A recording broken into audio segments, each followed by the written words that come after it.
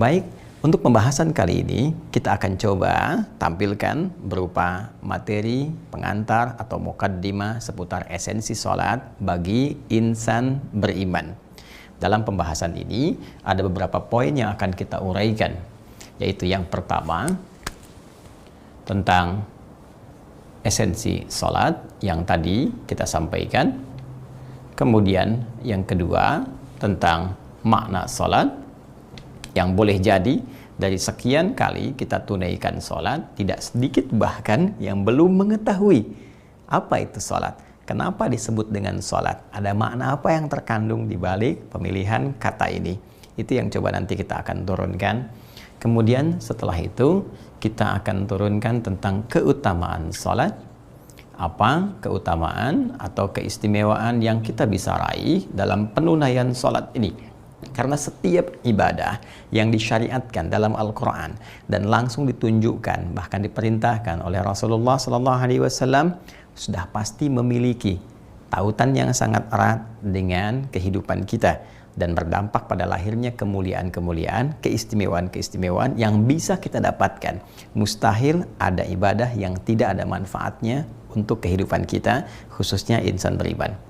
Kemudian pada bagian yang pokoknya kita akan bahas tentunya tentang tata cara sholat atau penunaian sholat yang pernah ditunjukkan oleh Rasulullah SAW, yang kita bisa lacak dari hadis-hadis beliau SAW yang sampai kepada kita dan juga telah banyak diulas oleh para ulama. Kita bisa tampilkan dari mulai pembukanya sampai dengan penutupnya jikalau Allah berkenan memberikan kesempatan pada kita untuk mengulasnya sampai akhir Ramadan kelak insyaallah. Baik, langsung saja teman-teman sekalian, kita masuk pada bagian yang pertama. Ini menjadi penting untuk kita uraikan guna mengetahui rahasia di balik sholat.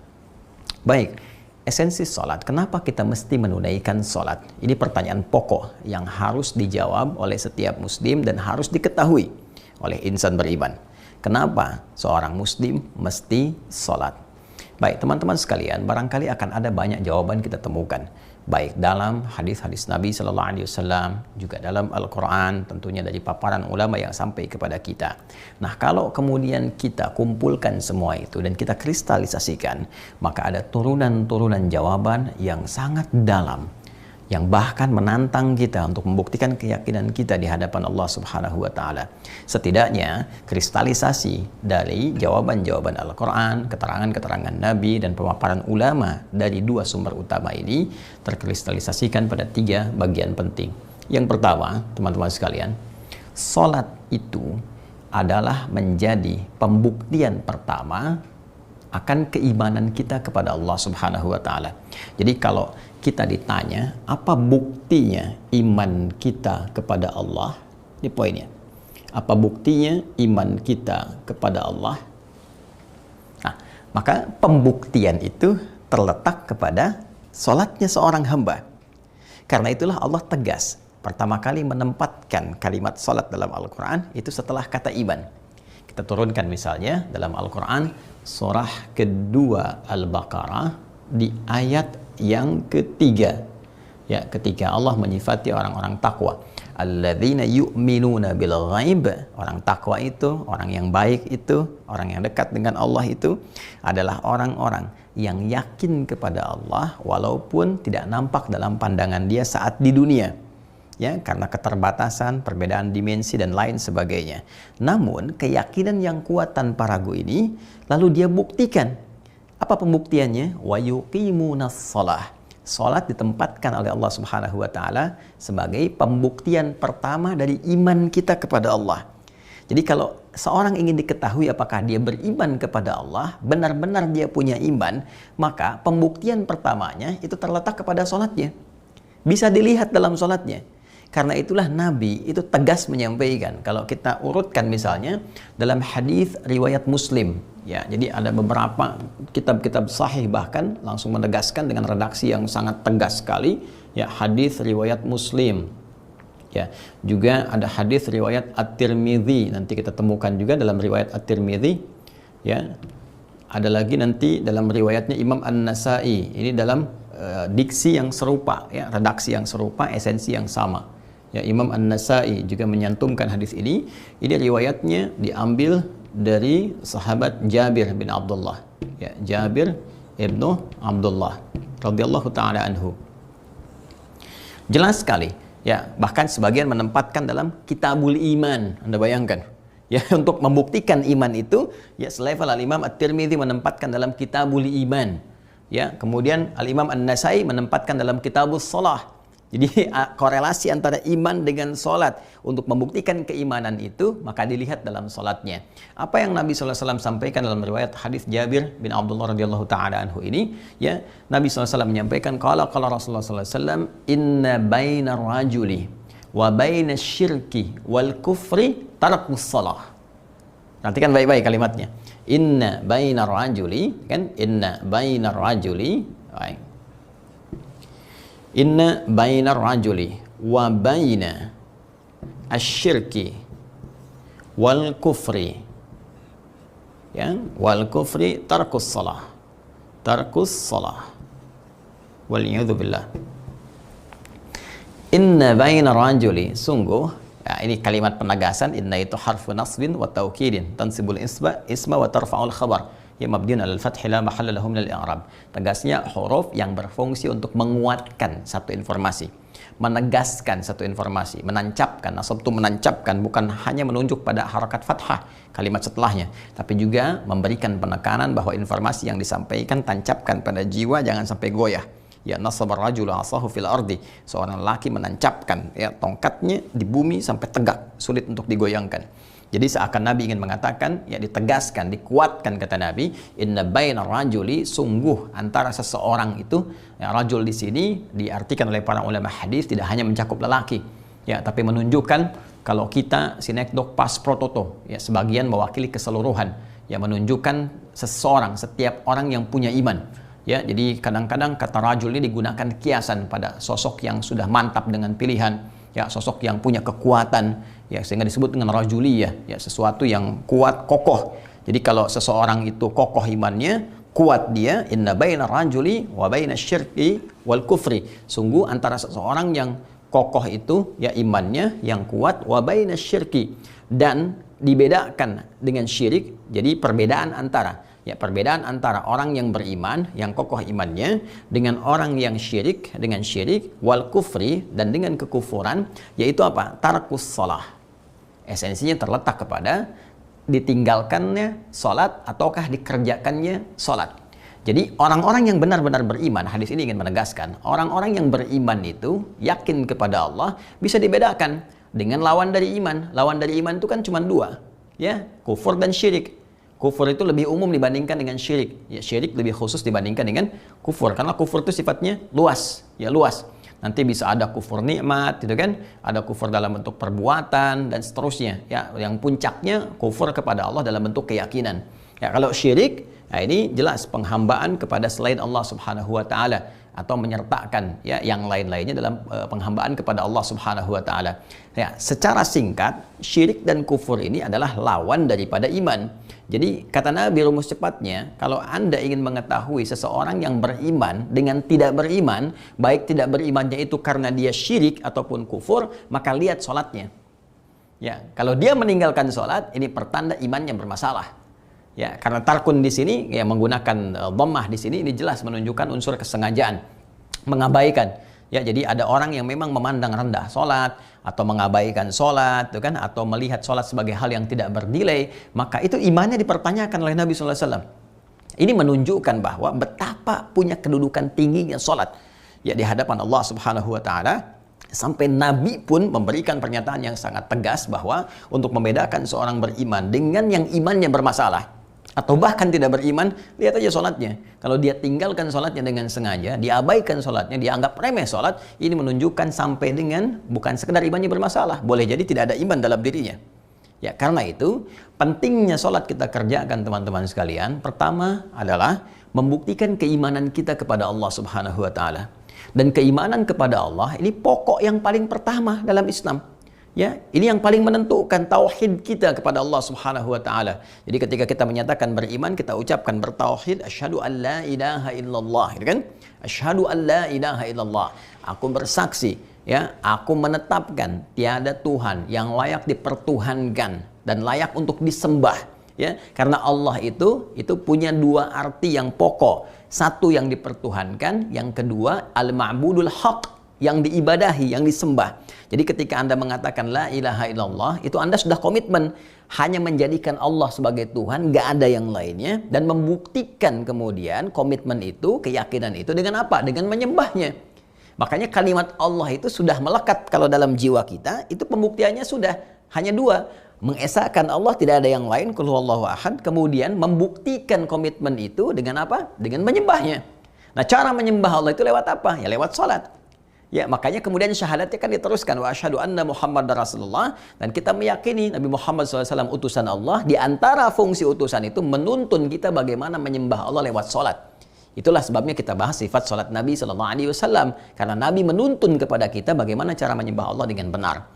Dan karena ini menjadi pembuktian dari iman, ya, seorang hamba, maka setiap insan yang beriman kepada Allah Subhanahu wa taala sejak Nabi Adam sampai kehidupan berakhir dalam risalah Nabi Muhammad SAW yang sangat kita cintai, maka salat ini akan menjadi ibadah pokok yang ditunaikan. Karena itu banyak berita dalam Al-Quran, bukan hanya di era Nabi Muhammad SAW saja, sampai ke kini, sampai kehidupan berakhir. Bahkan sebelum Nabi Muhammad, perintah salat itu sudah ada. Ya, sudah ada. Dan kita yang paling sempurna dalam penunaiannya. Nabi Isa misalnya salat. Kita bisa lacak, bahkan diabadikan dalam Al-Quran informasinya di surah ke-19 Maryam, ya, di ayat 31 sampai 33 yang Anda temukan di situ bagaimana Nabi Isa kemudian menyampaikan bahwa beliau pun diperintahkan untuk salat. Kemudian ada Nabi Ismail, ya, alaihi salam, kakek moyangnya Nabi Muhammad SAW, bahkan beliau pun meminta keluarganya untuk salat. Ada diabadikan di Quran surah 19 Maryam ayat 55. Wa kana ya'muru ahlahu bis-shalah. Bahkan yang paling tegas yang mengandung makna ini, ya, adalah kisah yang dicontohkan dalam Al-Qur'an langsung di surah Thaha, surah ke-20 ayat ke-14. Itu jelas sekali hubungan antara tauhid, penghesaan Allah, penyembahan langsung dengan pembuktian salat. Ya, ketika Allah Subhanahu wa taala menegaskan kepada Nabi Musa alaihi salam saat diberi risalah, ya, kemudian Allah menegaskan kalimatnya, perhatikan betul, tegas sekali. Innani anallah. Ya, innani, nih pakai hurufnya taukid lagi, pakai nun wiqayah lagi, menunjukkan kekuatan, ya, kepada Allah Subhanahu wa taala. Innani, ya, sungguh hanya akulah, kata Allah. Aku tegaskan, ya, hanya akulah Allah. Satu-satunya yang layak dipertuhankan, satu-satunya Tuhan dan layak untuk disembah, satu-satunya Tuhan yang harus disembah, ya kan? La ilaha illa ana. Ditegaskan lagi, ya, kalimat Allah ini tegaskan lagi. Jadi cukuplah Allah mengatakan innani anallah, sebetulnya cukup. Tapi untuk menegaskan dua fungsi tadi, Allah langsung kemudian sampaikan kepada kita supaya tidak ada pemaknaan yang lain. La ilaha illa ana. Kata Allah, ingat ya, nggak ada Tuhan yang layak dipertuhankan kecuali aku, kata Allah. Ya, kecuali aku. Nah, inilah saya sering katakan, kalau Tuhan yang hak, yang benar, maka ada fitrah ketuhanan. Akan pede mengatakan, saya Tuhan yang benar, ya, Tuhan yang sesungguhnya. Tapi karena manusia makhluk tidak punya fitrah itu, dan waliyadzubillah laisa kamitslihi syai', maka mustahil ada yang mengatakan saya Tuhan. Apalagi penegasan yang kedua, fa'budni, sembah saya. Ya, coba lihat. Nama Allah mewakili dua hal. Satu, menuhankan hanya Allah saja dengan sifat ketuhanannya. Yang kedua, pembuktian dari menuhankan itu berupa penyembahan kepada Allah. Fa'budni, sembah saya. Sekarang tunjukkan kepada saya kitab mana yang ada di muka bumi yang mengatakan dengan sangat pede luar biasa, saya Tuhan, sembah saya. Tanpa ambigu, tanpa penjelasan kemana-mana, langsung pada intinya, saya Tuhan, sembah saya. Demi Allah saya katakan, hanya dalam Al-Quran yang tegas mengatakan, innani anallah, kata Allah, sayalah Allah. Saya tegaskan, sayalah Allah, la ilaha illa ana, kata Allah, nggak ada Tuhan yang layak dipertuhankan kecuali saya. Fa'budni, sembah saya. Jadi ketika seseorang sudah mengatakan, la ilaha illallah, ya, tiada Tuhan selain Allah, hanya Allah yang dipertuhankan, maka selanjutnya kata Allah ini menuntut pembuktian kepada kita. Kata Allah, fa'budni, sembah saya. Buktikan keimananmu itu. Nah, ketika kita bertanya bagaimana cara menyembahmu ya Allah, teruskan ayatnya. Quran surah 20 tadi, Thaha ayat ke-14, teruskan. Ya, wa aqimis shalah, wa aqimis salata lidzikri. Maka cara menyembah Allah itu langsung diterangkan oleh Allah, dan tunaikanlah salat. Jadi cara menyembah Allah itu lewat salat. Ya, makanya dalam sholat nanti kita mengatakan komitmen penyembahan kita Disebutkan bahkan 17 kali dalam sehari. Iyyaka na'bud. Iyyaka na'budu wa iyyaka nasta'in. Kita katakan hanya kepadamu saja ya Allah, hanya Engkau saja. Ya, karena di bahasa Arab itu bisa na'budu iyyaka, bisa iyyaka na'bud. Kalau na'budu iyyaka bisa wa ghairaka.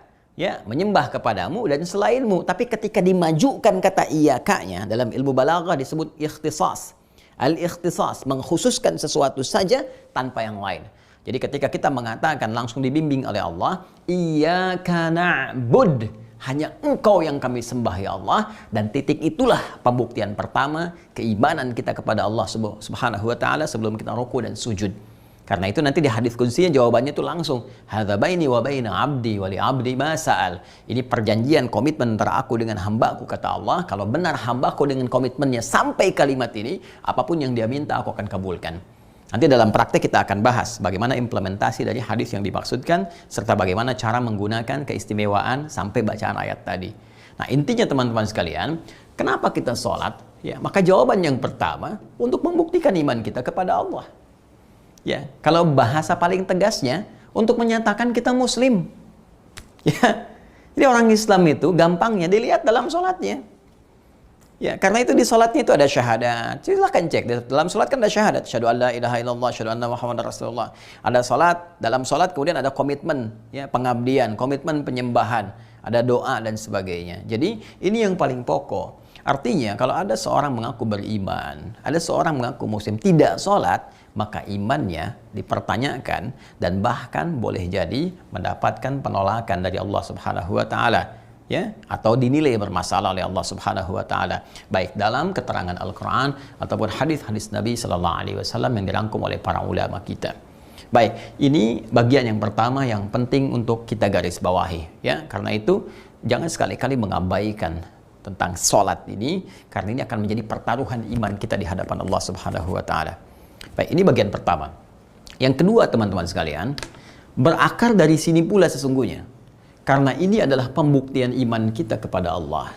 Karena ini adalah esensi keyakinan kita kepada Allah Subhanahu wa taala, maka sholat pun teman-teman sekalian akan menjadi penentu kemaslahatan, kebaikan kita di dunia, sekaligus keberhasilan dan kemuliaan kita saat di akhirat. Jadi kalau Anda ditanya bagian yang keduanya, kenapa mesti sholat? Apa esensinya? Maka dijawab oleh Al-Quran. Dari turunan yang pertama tadi, pembuktian iman kepada Allah, maka akan dihasilkanlah kemudian satu manfaat dalam kehidupan dunia kita. Jadi penting sekali kita terangkan supaya menjadi motivasi. Ya, selain ikrar kita, komitmen kita kepada Allah untuk beriman, tapi ada motivasi juga yang penting kita dapatkan. Contoh misalnya, saya turunkan.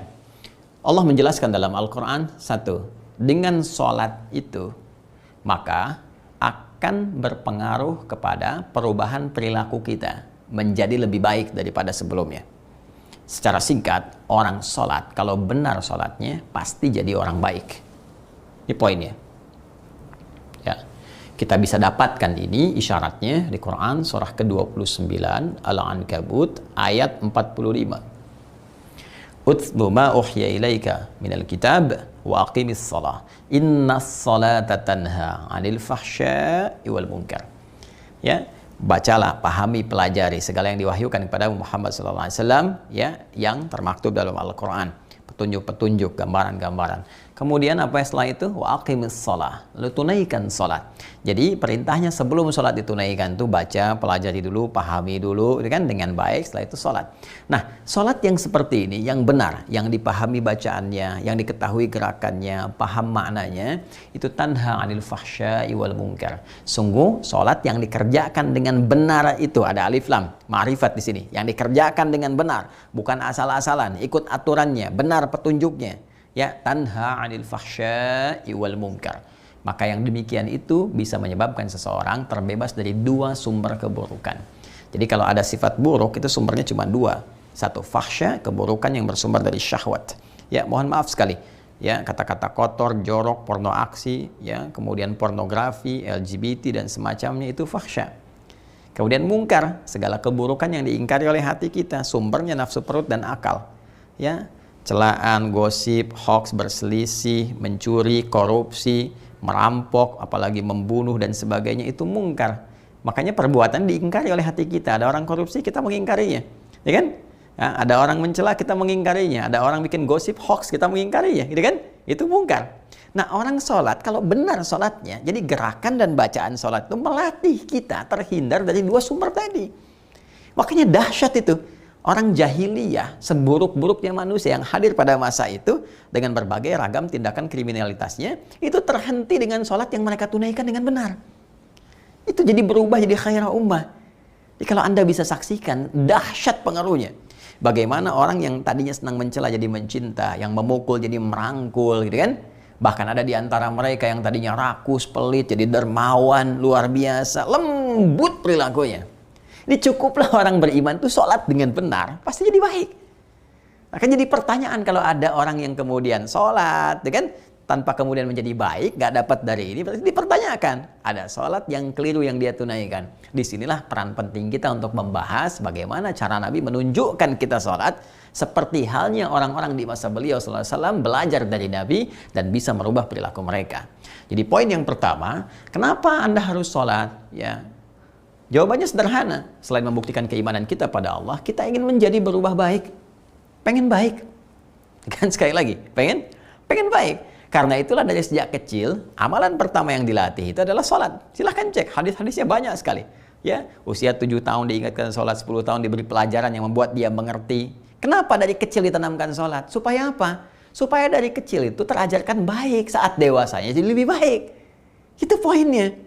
Ya, jangan kebalik gitu kan. Sebetulnya kan sholat yang ditekankan. Ya mungkin sedikit koreksi tapi tidak salah juga. Kan anak-anak TK sekarang ya banyak ditekankan ajaran manasik dibandingkan dengan sholatnya gitu kan. Nah, ini yang penting kita tekankan pula. Boleh, nggak salah belajar itu. Tapi sholat itu yang paling utama untuk ditekankan. Ya, baik. Selanjutnya ada beberapa bagian juga teman-teman sekalian. Misal, sholat itu mempercepat terkabulnya doa. Ya, doa yang cepat dikabulkan. Sehingga banyak sekali ya para ulama bahkan ketika memohon berbagai hal dalam kehidupan, termasuk ingin menulis sesuatu yang penting, itu mereka banyak kemudian memohon dulu lewat sholat. Ya, Al-Imam Al-Bukhari menulis misalnya Sahih Al-Bukhari 16 tahun itu, yaitu kan dimulai setiap akan menuliskan satu hadis, beliau sholat dulu, minta kepada Allah petunjuk dan sebagainya, itu kan? Dan banyak sekali kisahnya. Nah, kenapa? Karena memang inti ketika kita menunaikan sholat, itu perintah pertama, panggilannya disertai dengan permohonan doa. Coba lihat di Al-Baqarah, Quran surah kedua Al-Baqarah di ayat ke-45 ya sampai 46 itu. Wasta'inu bis-sabri was-shalah. Wasta'inu. Jika Anda punya persoalan dalam kehidupan, punya masalah apapun, terima dengan sabar. Kemudian mintalah solusinya kepada Allah lewat sholat. Kalau Anda belum yakin, dipertanyakan imannya. Dipertanyakan imannya. Karena tadi sholat itu pembuktian iman kita. Makanya nanti di Al-Baqarah, di surah kedua, di ayat 153-nya, itu disebutkan kalimat imannya sebagai penegasan. Apa kamu masih nggak yakin? Ya ayyuhalladzina amanusta'inu bis-sabri was-shalah. Hei orang-orang yang menyatakan dirinya beriman, punya iman, yakin dengan Allah. Hei, kata Allah, saya tegaskan, kalau punya persoalan, terima dengan sabar, minta solusi lewat sholat. Makanya kita minta dalam sholat, iyyaka na'budu wa iyyaka nasta'in. Nah, apa contoh prakteknya? Bahkan dipraktikkan oleh para nabi sebelumnya. Ya, sebelum Nabi Muhammad SAW ada beberapa kisah dicantumkan dalam Al-Quran. Yang paling populer kisah Nabi Zakaria alaihissalam. Bagaimana beliau kemudian diuji oleh Allah, ya, setelah berumah tangga puluhan tahun, rambut memutih, fisiknya letih, belum ada keturunan. Maka apa yang dilakukan oleh beliau? Di mihrab kemudian beliau menunaikan salat. Begitu menunaikan salat, berdoa dalam salatnya. Itu diabadikan di Quran. Surah yang ketiga, Ali Imran. Di ayat 38 sampai 39. Hunalika da'a Zakaria rabbah, ya kan? Di mihrab itulah Nabi Zakaria bermohon, berdoa kepada Allah Rabbnya. Itu dipanjatkan dalam sholatnya. Nanti kita lihat ayat berikutnya yang menerangkan bahwa doa ini disampaikan dalam sholat. Qala rabbi habli min ladunka dzurriyyatan thayyibah innaka sami'ud du'a. Beliau menyatakan bahwa ya Allah, ya kan? Semua mengatakan aku gak mungkin punya keturunan. Semua mengatakan mustahil, istriku divonis menopause dan mandul. Karena itu aku memohon kepadamu ya Rabb, Maha Pemberi yang tak punya batas. Pemberi yang tak punya batas. Anugerahkan kepada aku ya Allah keturunan dari sisimu. Engkau pasti mendengar doa hamba. Kalau pada yang maha mendengar saja belum dikabulkan, lantas kepada siapa lagi hamba mesti memohon? Apa yang terjadi? Perhatikan kalimatnya. Beliau ini masih sholat, masih berdiri dalam sholatnya, berdoa. Jadi sholatnya belum selesai. Berdiri itu bahasa Arabnya qaim, qaimun, berdiri. Masih sholat, yusolli. Ya, tadi kan beliau di mihrabnya kan, sholatnya kan? Perhatikan ayat 39-nya. Fanadathul malaikatu. Tiba kemudian baru selesai doa, belum selesai sholatnya, turun malaikat menyeru, menyampaikan kepada beliau. Wahua, sedangkan Nabi Zakaria itu qaimun yusalli fil mihrab. Beliau masih berdiri dalam sholatnya di mihrab itu. Jadi belum selesai, baru selesai doanya teman-teman sekalian, belum selesai sholatnya, seketika langsung dapat ijabah. Annallaha yubashshiruka bi Yahya. Allah kasih kabar gembira ya bahwa doamu diterima, kau akan diberikan anugerah seorang anak laki-laki bernama Yahya. Itu kan hidup artinya. Yang mustahil menurut manusia, lahir dari rahim seorang perempuan yang divonis monopus dan mandul. Bayi yang hidup, kata Allah, tidak ada yang mustahil bagiku, kata Allah. Dia terlahir dan hidup. Ya, jadi kalau kita benar doanya, benar sholatnya, cepat terkabulnya. Karena itu nanti saat kita bahas kepada bagian yang kedua di antara makna sholat itu, ya di antaranya apa? Ad-doa. Ya, jadi sholat itu fil lughati ad-doa. Makna sholat dalam bahasa itu mengandung makna doa. Karena itu semua isi sholat itu doa semuanya. Yang jadi pertanyaan, kok bisa orang tiap sholat doa semua? Ya, dari mulai setelah takbir sampai dengan salam tuh doa isinya semua. Saya mau tanya, apakah terkabul doa kita itu? Kalau ada yang belum terkabul, misalnya Rabbighfirli warhamni wajburni warfa'ni warzuqni. Warzuqni kan minta rizki, tapi rizki kita itu gak pernah cepat. Berarti ada yang salah dalam sholatnya. Minta dilindungi, sulit terus, ya kan? Minta dirahmati, berbuat maksiat terus. Berarti ada yang salah. Itulah pentingnya kita belajar bagaimana menunaikan sholat seperti yang pernah Nabi tunjukkan kepada kita, ya kan? Nah, jadi ini manfaat yang kedua. Jadi kalau orang paham, teman-teman sekalian, dengan sholat itu jadi orang baik, dengan sholat terkabul doa, dengan sholat hati jadi tenang, ya. Karena sholat itu disebut zikir tadi di Quran surah ke-20 ayat ke-14, wa aqimis sholata lidzikri. Tunaikan sholat untuk zikir kepada Allah, ya kan? Nah, sedangkan fungsi zikir itu di Quran surah 13 Ar-Ra'd ayat ke-28 itu untuk menenangkan hati. Ala bidzikrillahi tatma'innul qulub. Yakinkan pada dirimu dengan berzikir kepada Allah hati menjadi lebih tenang. Ya, karena itu semua perbuatan zikir itu menenangkan hati. Baca Quran itu zikir, ya kan? Ya, walaqad yassarnal Qur'ana lidzikri. Kami telah mudahkan Al-Qur'an untuk digunakan sebagai zikir. Jadi baca Quran itu zikir. Ya, berdoa itu zikir. Makanya setiap Anda doa kan lebih tenang. Baca Quran lebih tenang, gitu kan? Istighfar lebih tenang, gitu kan? Nah, sholat itu mengumpulkan semuanya. Dalam sholat kita berdoa, dalam sholat baca Quran, dalam sholat kita istighfar. Seharusnya pelaku sholat itu lebih tenang jiwanya. Bahkan tempat sholat itu memberi ketenangan. Beda kan saat masuk masjid? Masuk mushola, beda dengan rumah biasa kan? Saat masuk perasaan lebih enak, lebih nikmat, lebih tenang. Jadi dengan sholat kita tenang.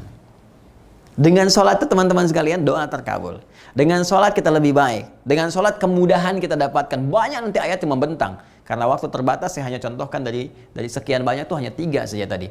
Jadi baik, doa dikabulkan, kemudian memberikan ketenangan pada jiwa. Nah, orang-orang yang paham tentang ini, dia akan mengerti. Makanya ketika ada panggilan sholat, yang ada semangat.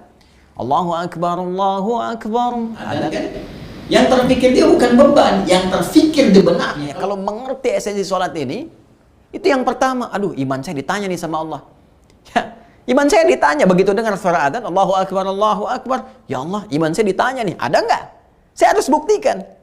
Kemudian yang kedua, ada peluang nih. Saya punya masalah. Allah akan jawab doa saya. Ya, Anda kebayang nggak? Anda kan sering nyari kan orang yang bisa membantu Anda, ngasih masukan, ngasih solusi dan sebagainya. Nah, ini Anda langsung diundang oleh Allah, pencipta Anda, pencipta saya, pencipta kita. Dan mengatakan kepada kita, kalau punya masalah datang sekarang, aku jawab. Itu semua ada di situ. Kan ini yang ironis tuh begini, kita mengakui Allah pencipta, kita mengetahui Allah maha mengetahui, kita meyakini Allah pemberi, kita meyakini Allah maha punya segalanya, punya rezeki, punya segala hal. Tapi yang paling aneh, ketika diundang untuk diberikan itu, Anda nggak datang, Joni. Gitu kan? Ada sesuatu yang salah kan? Gitu. Jadi kenapa? Karena sebagian orang tuh nggak paham tentang ini, taunya beban aja. Ya taunya kewajiban. Jadi itu yang dibebankan di benaknya, nggak ngerti kewajiban itu sebetulnya adalah feedbacknya, manfaatnya ke kita. Jadi Allah tuh saking sayangnya kepada kita, mewajibkan kepada kita supaya kita dapat ini.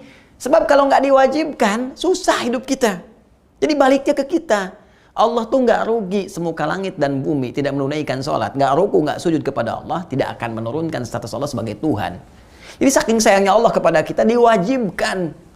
Ini diwajibkan aja masih begini, masih nanya lagi. Kan cara berpikir yang keliru gitu. Nah karena itu teman-teman sekalian, saking sayangnya Allah bagi kehidupan kita di dunia, maka diwajibkan sholat pada kita. Ya, tujuan pertama membuktikan komitmen kita kepada Allah dalam iman, dan selanjutnya ketika komitmen itu dipatuhi, ya, kemudian kita ikuti dengan benar, maka Allah berikan rangkaian kebahagiaan di dunia. Nanti kalau kita bahas lebih panjang banyak, menjadi orang baik, diberikan ketenangan, ya, kemudian yang tadi telah kita sampaikan, doa dijawab, nanti ada kunci kesuksesan dan kebahagiaan, ya, kunci dilepaskan dari berbagai persoalan, nanti ada turunan-turunan lagi kalau benar sholatnya. Dan puncaknya adalah setiap kita mengerjakan sholat, itu ada poin yang dibawa pulang ke akhirat nanti. Ya, akan dibawa pulang. Nah, karena sholat menentukan seseorang menjadi baik atau tidak. Ya, karena kalau sholat yang benar kan baik, ada kebaikan datang, kebaikan turun. Nah, kebaikan ini akan menyertakan amalan-amalan lain. Tapi kalau sholatnya nggak benar, akan ada turunan jelek kepada yang lain. Jadi karena sifat karakternya ini jelek, karakter dirinya jelek, karena sholatnya kurang bagus, maka dibawa kemanapun jelek. Dibawa haji jelek, alih-alih berhaji dengan benar, kok malah gibah, malah berselisih gitu kan, dan sebagainya. Dibawa zakat juga jelek, malah ria, pasang spanduk dari Sabang sampai dengan Merauke gitu kan. Dibawa kemudian ke amalan siam juga tidak benar, hubungan dia dengan Allah kemudian tidak menjadi baik. Nah, jadi persoalan. Karena itu di akhirat, inna awwala ma yuhasabu bihil abdu yaumal qiyamati as-shalah. Kata Nabi tegas mengatakan, amalan pertama yang akan dihisab oleh Allah di akhirat yang sangat menentukan itu adalah salatnya. Nah, dalam konteks kehidupan akhirat pun, jadi salat akan menjadi penentu amalan kita saat menghadap kepada Allah, dan akan menentukan menjadi parameter diterima amal-amal yang lainnya. Idza salahat salaha sairu amalih, jika benar salatnya, maka ini menunjukkan dan memberikan indikasi bahwa amal-amal lain pun akan selamat. Tapi wa in fasadat atau idza fasadat, kalau bermasalah rusak salatnya, maka ini tanda yang buruk, fasada sairu amali, maka amal-amal lain pun akan menjadi bermasalah. Dan karena itulah teman-teman sekalian, salat esensinya terkristalisasikan pada 3 bagian utama. Salat membuktikan keimanan kita kepada Allah. Jadi kalau Anda mengaku beriman, ya, Anda mengaku beriman kepada Allah, maka lihat salatnya. Jelas. Salat memberikan banyak dampak kebahagiaan dan kesuksesan hidup kita di dunia. Yakini, karena kita yakin iman, yakin tanpa ragu, yakini itu. Begitu benar ditunaikan, Allah berikan feedbacknya kepada kehidupan kita. Dan lebih daripada itu, sholat akan menentukan keadaan hidup kita saat di akhirat. Antara mulia dengan nestapa, antara bahagia dan merana. Karena itulah penting menjaga sholat dan ditunaikan dengan baik, dan pahami. Begitu ada panggilan muadzin, langsung menyuruh Allahu Akbar, hadirkan ini semua. Jangan sekedar menjadikan beban fikih sebagai sebuah kewajiban sehingga setan memanfaatkan itu dengan menggoda Anda supaya malas menunaikannya. Hadirkan ini, begitu terbayang di benak Anda, semangat yang tiba dan pembuktian kita di hadapan Allah bisa kita songsong dengan semangat yang luar biasa.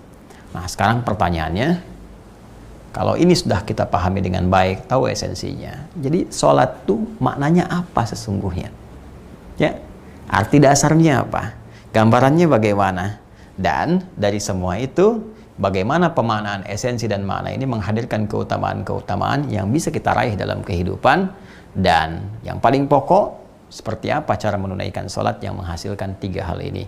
Insya Allah kita akan bahas itu semua pada episode yang kedua di Aku Suka. Ayo kultum sejenak untuk berbuka. Nah, teman-teman sekalian, insya Allah kita akan sambungkan di esok hari kedua di bulan Ramadan tahun 1442 Hijrah. Hanya di channel Adi Hidayat Official. Selamat berbuka, semoga Allah menerima siyam kita di hari ini, dan semoga rahmat Allah menyertai kita semua. Allahumma taqabbal minna innaka antas sami'ul alim wa tub 'alaina innaka antat tawwabur rahim.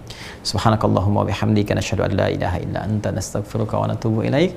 Wa akhiru da'wana alhamdulillahi rabbil alamin. Assalamualaikum warahmatullahi wabarakatuh.